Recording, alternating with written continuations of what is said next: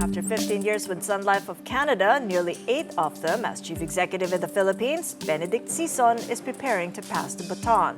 While he remains as Strategic Advisor and Chairman, incoming CEO Jonathan J.J. Moreno steps in with continuity of purpose, people, and execution in focus. He formally takes over on April 1st.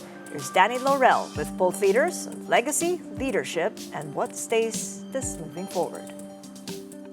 You keep saying that this company is for the Filipinos, to make a difference in the lives of the Filipinos. How can you measure your impact on the lives of Filipinos? Okay. One of the things we always want to do is not just be the leader in the insurance industry, but also be the leader not only in terms of market ranking, but also in terms of the impact or the contribution we make to our clients, helping Filipinos achieve lifetime financial security and live healthier lives, and the impact it makes on Filipinos. So I'm always inspired whenever I hear stories that have impacted the lives of Filipinos. I've heard this from one entrepreneur of ours whose husband passed away, and with the proceeds of that, she was able to establish a Japanese restaurant in Alabang. Wow, amazing. So that's the impact of the proceeds. Their lives are even better than before. It is a platform where I could help Filipinos, it's basically very much aligned with the values of Sun Life, achieve lifetime financial security and live healthier lives.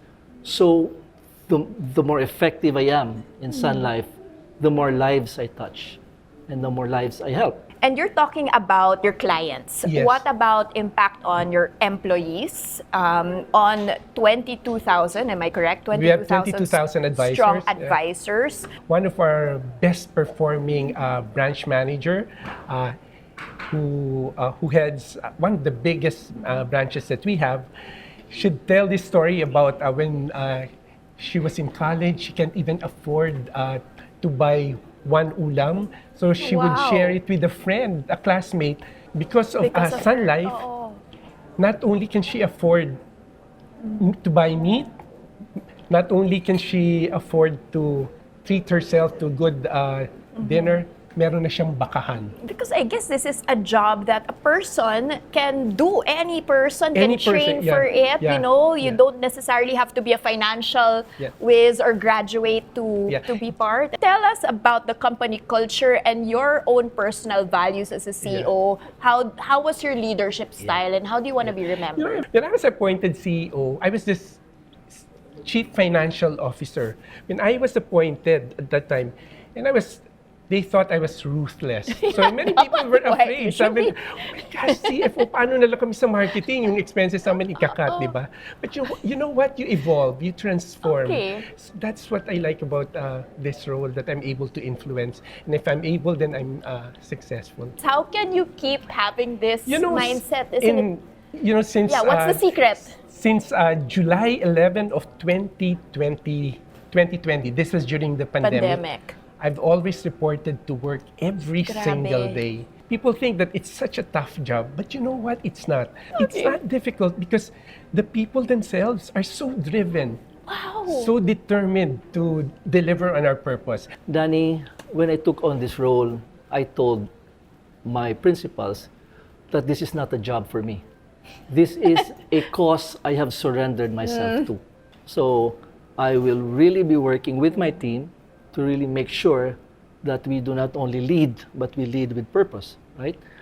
Second is that I always focus on what endures.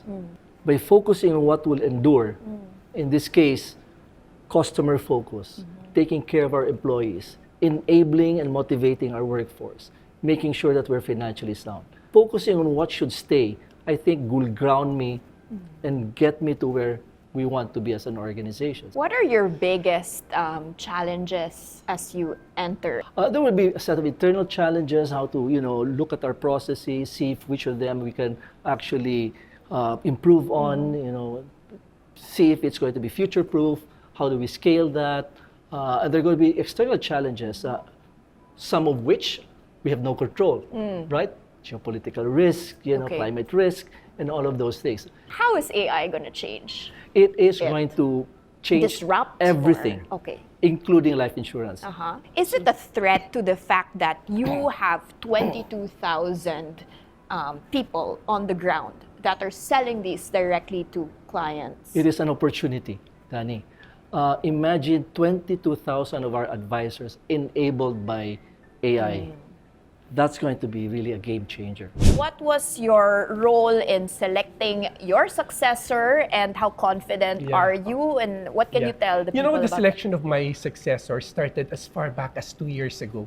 Okay, talagang dami. Then, finally, after a year, we were able to select.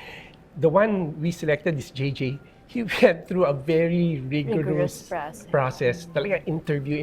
He was right. We were taking a risk on him, di ba?